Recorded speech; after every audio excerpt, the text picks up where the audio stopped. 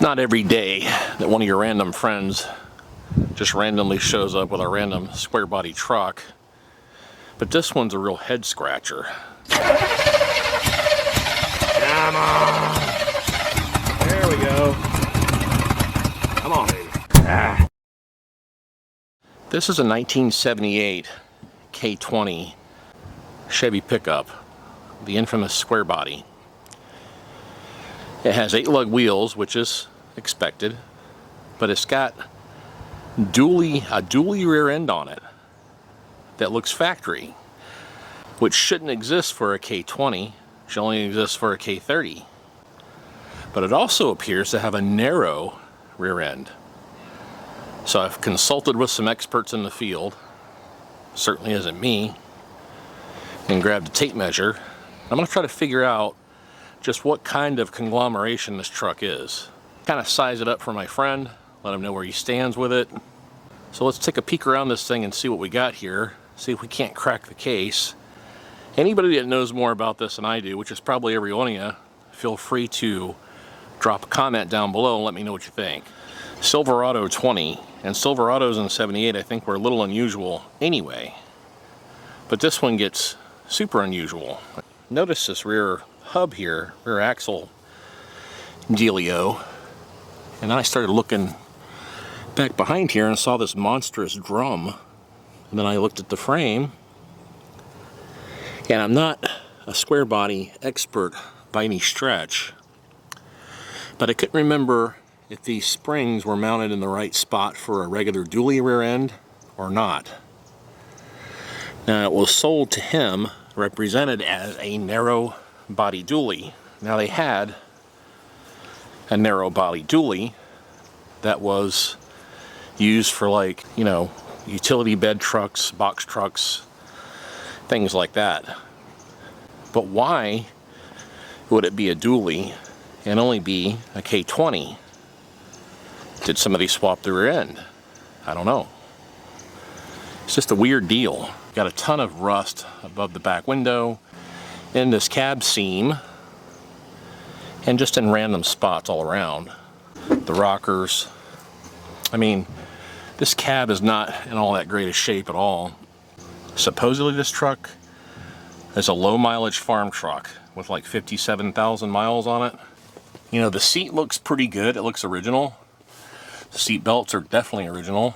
The door panels have seen better days from the sun, but it'd be really unusual to me for those mat pockets to be gone. The pedal wear looks so-so. The bushings and the door hinges are shot. So this has got tilt wheel and it's got air conditioning. And I think there's no tachometer, there's no cruise control, there's no power windows or any of that stuff either. So it basically had probably an AM/FM radio and tilt and cruise. Definitely got something going on with the tailgate here, and I'm not sure what all this is about. If these have any gas in them, they're definitely going in one of my cars. Wouldn't want it to evaporate out here.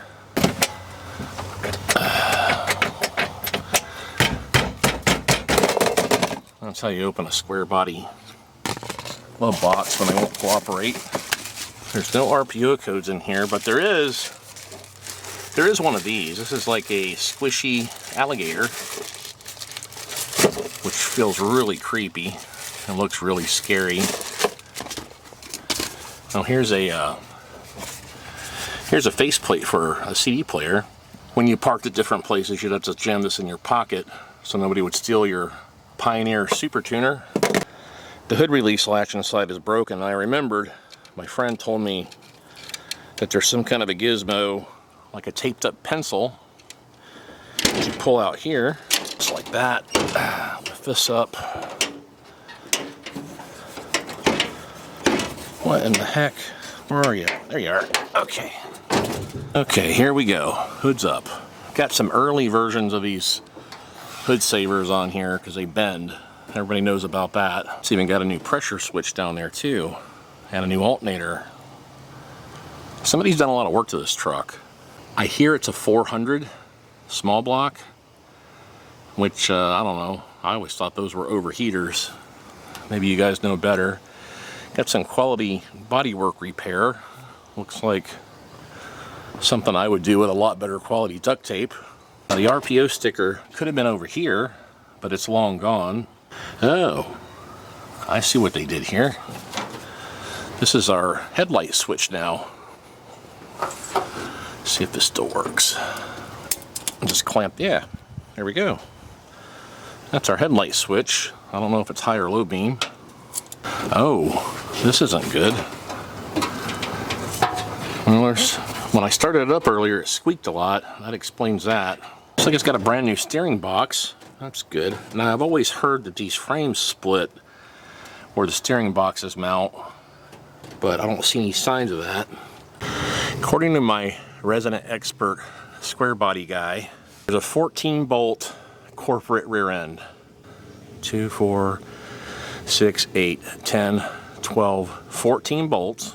Okay, so that's good.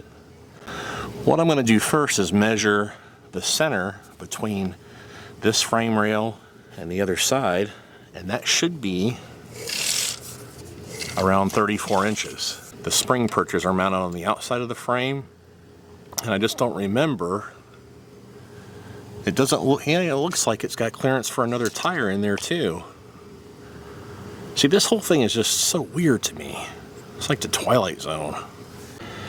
Yeah, 34 inches from the backing plate across to the backing plate is approximately 48 to 49 inches. So that means that flange to flange, there's probably, it appears to be 6 inches between the flange and the backing plate. So 6 plus 6, 6 on the other side, 6 on this side is 12, plus 49 would be around 62, 63 inches.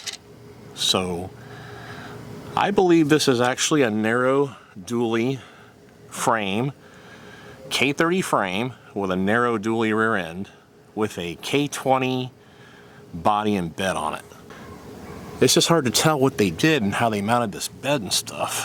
Well, the bed's in terrible shape anyway. The width down there on the front end, where the backing plates and the brake rotors are further inset than those wheels, because those wheels obviously do not have the correct offset or back spacing or whatever you want to call it. If you guys have any information on this, you can feel free to drop it down below and educate this poor soul on how this stuff works. The first thing that big boys learn through the years is to, especially in a square body, get the seat back as far as you possibly can, because they're even uncomfortable to drive for a lot of skinnier guys, especially without tilt wheel. Hose down the whole track assembly.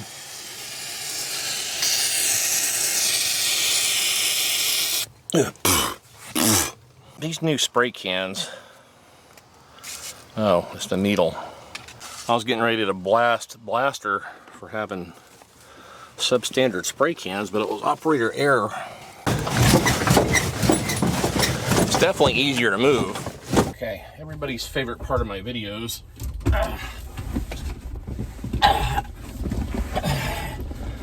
Oh yeah, I think I went back a little bit. The steering wheel just chews right into your skin. You get a tilt steering column and hope for the best, or lose weight, which is not going to happen immediately, and get a smaller steering wheel. It's about all the only options you got for this. I got a lot of mold on this headliner. I need to make sure I inhale a bunch of that, I guess. Oh yeah. The other secret to driving a square body when you're fat is to exhale when you turn as much as you possibly can. So you're getting ready to make a turn, and then you can turn. Exhale, exhale. Okay. Oh, that would be the tire ribbon, the fender in the front. It's like the Lamaze method. Push. At my age, you can't push too hard though. You might have to go change your wardrobe out. Exhale, exhale. I tell you, these square bodies just never disappoint, you know. Too bad.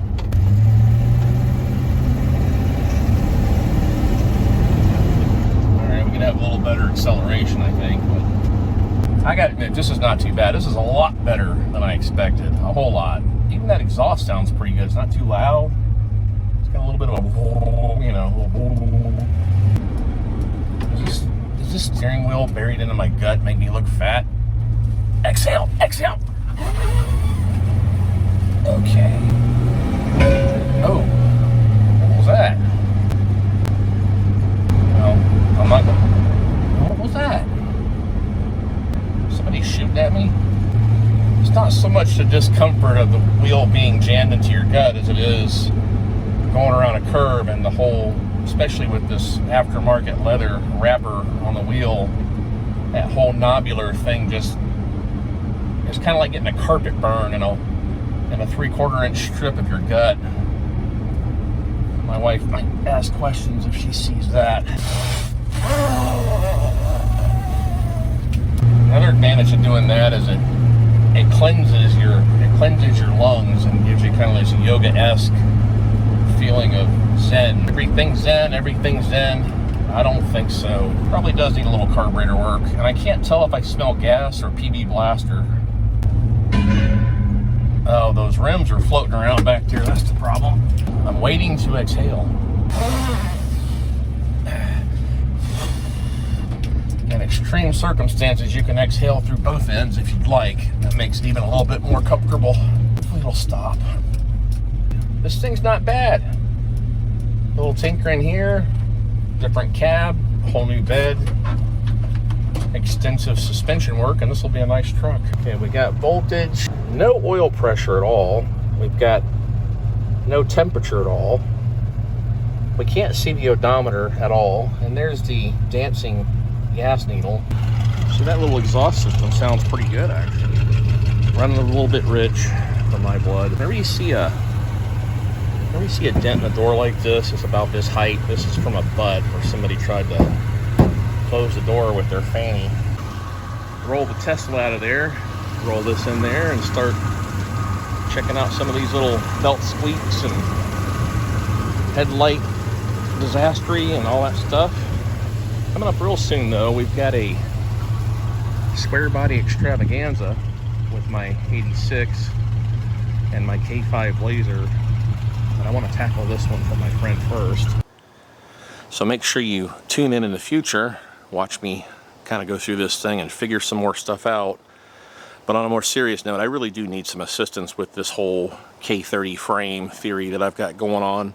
So tell me what you know, drop a comment down below, make sure you smash like, and I will catch you guys on the flip side. See you next time. All right. Tune in again. Thanks for watching. Yep.